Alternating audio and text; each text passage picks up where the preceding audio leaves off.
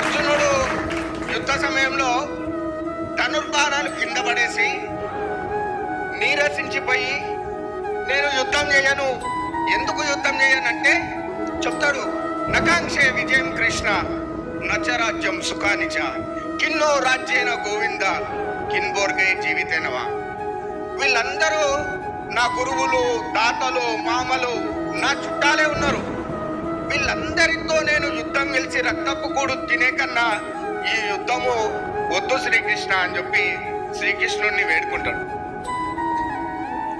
కానీ అప్పుడు శ్రీకృష్ణుడు అశోచ్య నవ్యశోచత్వం ప్రజ్ఞా వాదాంశ భాషసే గతాసూన గతాసూంచ నాను శోచంటి పండితాః. అంటే నీ ధర్మం కోసము ఈ ధర్మం గెలవాలంటే పండితుడు అనేవాడు వెనుకడుగు వేయకూడదు. నీ కర్తవ్యం ఏంటి ఇప్పుడు? యుద్ధంలో గెలవాలని చెప్పి అర్జునుడిని, ఏ అర్జునుడైతే నేను యుద్ధము చెయ్యను అని చెప్పి ధనుర్బాణం కింద పడేసిండో ఆ అర్జునుడిని నిలబెట్టి నడిపించిన శ్రీకృష్ణుడు అర్జునుడికి భగవద్గీత చెప్తూ, అట్లానే మనందరికీ ప్రపంచంలో ఉన్న అందరు కూడా భగవద్గీతను చెప్పడం జరిగింది.